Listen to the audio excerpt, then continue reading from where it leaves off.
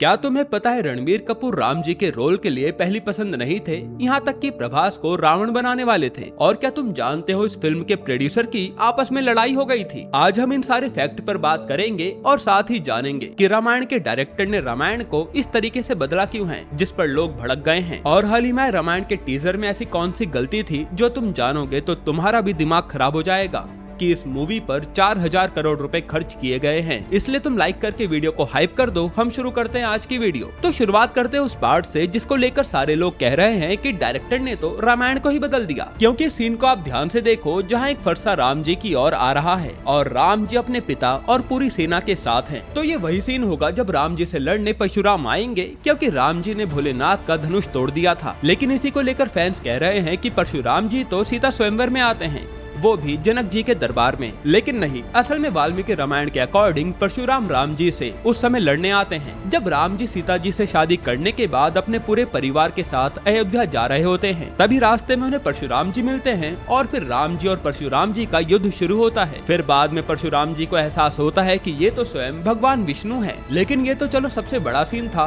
अगर हम टीजर के एक छोटे से सीन पर बात करें तो वो जानकर तुम्हारा दिमाग घूम जाएगा। एक शॉट में जब अयोध्या से राम जी की विदाई हो रही है और रथ का पहिया फोकस में आता है तो लोग उसे बस एक नॉर्मल शॉट समझ लेते हैं। पर अगर तुम उस वीडियो को पॉज करके उस पहिए की तिल्लियां काउंट करोगे तो वो एग्जैक्टली 14 है। ये 14 तिल्लियां कोई कोइंसिडेंस नहीं हो सकता। ये श्री राम जी के वनवास को दिखाने का बहुत ही सुंदर मेटाफोर है। सोचकर ही दिमाग घूम जाता है कि नितेश तिवारी ने कितनी डिटेलिंग से ये चीज दिखाई है। अगर आपने भी ये बात नोटिस की थी तो कमेंट में जरूर बताना। और देखो, अगर हम टीजर में थोड़ा आगे बढ़े तो एक जगह पर आग जल रही है और आसमान में काफी सारे पंछी उड़ रहे हैं। गौर करें तो ये कोई आम सीन नहीं होगा, ये जटायु के अंतिम संस्कार का सीन होगा। क्योंकि रामायण के अकॉर्डिंग राम जी ने ही जटायु का पूरे रीति रिवाज के साथ अंतिम संस्कार किया था। इसके बाद अगर हम इस फ्रेम को जूम इन करेंगे तो राम जी के पीछे एक इमेज ब्लर होती हुई दिखती है। तो ये लक्ष्मण जी है जिनका role famous TV actor Ravi Dubey निभा रहे हैं। और आपको पता है लक्ष्मण जी के रोल के लिए काफी सारे ऑडिशन लेने के बाद ये रोल रवि दुबे को मिला था। और तुम्हें जानकर हैरानी होगी कि रणबीर कपूर को कभी राम जी बनाने ही नहीं वाले थे, बल्कि राम जी के लिए महेश बाबू को ऑफर गया था। लेकिन महेश बाबू ने मना कर दिया क्योंकि वो राजा मौली के साथ वाराणसी मूवी पर काम कर रहे थे। वहीं रावण के रोल के लिए भी सबसे पहले ऋतिक रोशन को कहा गया था, लेकिन ऋतिक रोशन ने मना कर दिया कि मैं अब कोई नेगेटिव रोल नहीं करूंगा। जिसके बाद प्रभास का नाम भी सामने आया, लेकिन उन पर भी बात नहीं बनी। और इसी बीच पुराने प्रोड्यूसर्स में कास्टिंग को लेकर आपस में लड़ाई होने लगी थी। यहाँ तक कि मूवी का नाम बदल कर गॉड पावर रख दिया गया था। पर पिक्चर में ट्विस्ट तब आया जब यश ने एंट्री ली। उन्होंने न सिर्फ रावण के रोल के लिए हाँ कहा, बल्कि उन्होंने अपनी जेब से इस पूरे विजन में पैसा भी लगाया। यही कारण है कि इस फिल्म को बेहतरीन बनाने में हर इंसान अपनी जी जान लगा रहा है। अब भाइयों मैं बात करता हूँ उस चीज की जिसे जानकर अच्छे क्रिटिक्स का दिमाग घूम गया। तुम ध्यान से देखो, इस मूवी में पुष्पक विमान कोई जादू नहीं है, बल्कि ये तो साइंस और फिजिक्स के रूल्स को फॉलो करता हुआ विमान है। अगर तुम विमान को ध्यान से देखो तो इसमें दो बड़े रोटर्स लगे हैं। एक रोटर क्लॉकवाइज घूम रहा है तो दूसरा एंटी क्लॉकवाइज। इसे एरोनॉटिक्स की भाषा में कोएक्सियल रोटर सिस्टम कहते हैं, जो मॉडर्न हैवी लिफ्ट हेलीकॉप्टर्स में यूज होता है। साथ ही जब रावण इस विमान की तरफ चलता हुआ आ रहा है तो आसपास के इलाके में आग और तबाही दिख रही है। ये सीन जरूर उस टाइम का होगा जब रावण किसी देवता से युद्ध जीतने के बाद अपने पुष्पक विमान को बुलाएगा। और तुम्हें पता है पुष्पक विमान के बारे में कहा जाता है कि वो टाइम ट्रेवल कर सकता है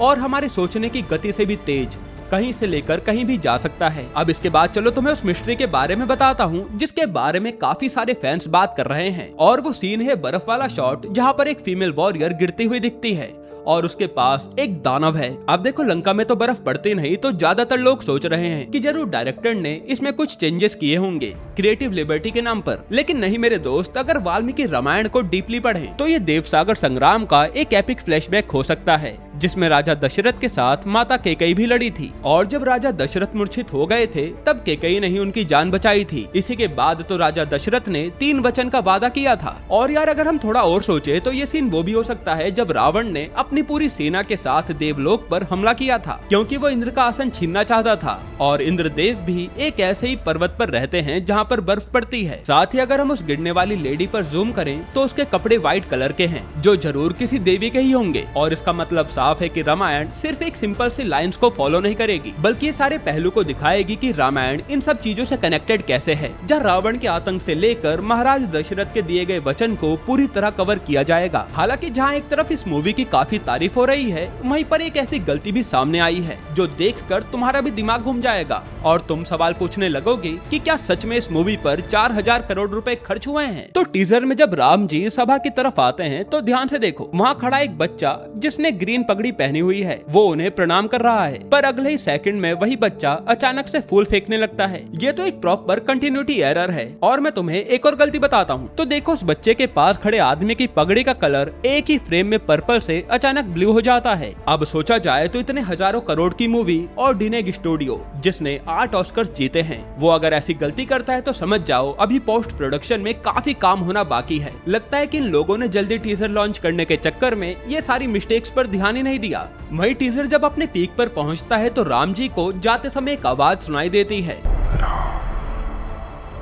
और ये आवाज किसी और की नहीं बल्कि महाराज दशरथ की होगी, क्योंकि रामायण पढ़ने वाले जानते हैं कि दशरथ जी के आखिरी शब्द यही थे, राम राम। और हाँ, जो लोग रणबीर कपूर को हेट दे रहे हैं और कह रहे हैं कि इन्हें राम जी बनाना ही नहीं चाहिए था क्योंकि इनकी पुरानी काफी सारी कंट्रोवर्सी है, यहाँ तक कि रणबीर कपूर के बदले कुछ लोग रामचरण को राम जी बनाने के लिए कह रहे थे। तो दोस्त, राम जी के बारे में कहते हैं कि राम जी का चेहरा हमेशा सहज रहता था, जिसे देखकर लोग अपनी उलझन भूल जाते थे। तो अगर हम रणबीर कपूर के फेस को देखें तो हाँ, लग रहा है कि रणबीर कपूर ने काम तो किया है। और कहा जा रहा है कि सेट पर अरुण गोविल जी ने, जिन्होंने राम जी का किरदार निभाया था, वो पर्सनली रणबीर कपूर को गाइड कर रहे हैं कि राम जी चलते कैसे थे, अपने चेहरे पर भाव कैसे लाते थे। इस तरीके से उनकी काफी लंबी ट्रेनिंग चल रही है और इस मूवी के जितने भी इमोशंस होंगे वो आपको डायरेक्ट हिट करेंगे, क्योंकि इसका म्यूजिक हैंस जिमर जैसे ऑस्कर विनर ने दिया है। और जब इनके साथ AR रहमान जैसे लेजेंड मिलेंगे तो सोचो क्या तबाही होगी। दोस्तों, सच कहूँ तो रामायण सिर्फ अब एक मूवी नहीं बची, ये बॉलीवुड का, इंडियन सिनेमा का और नमित मल्होत्रा का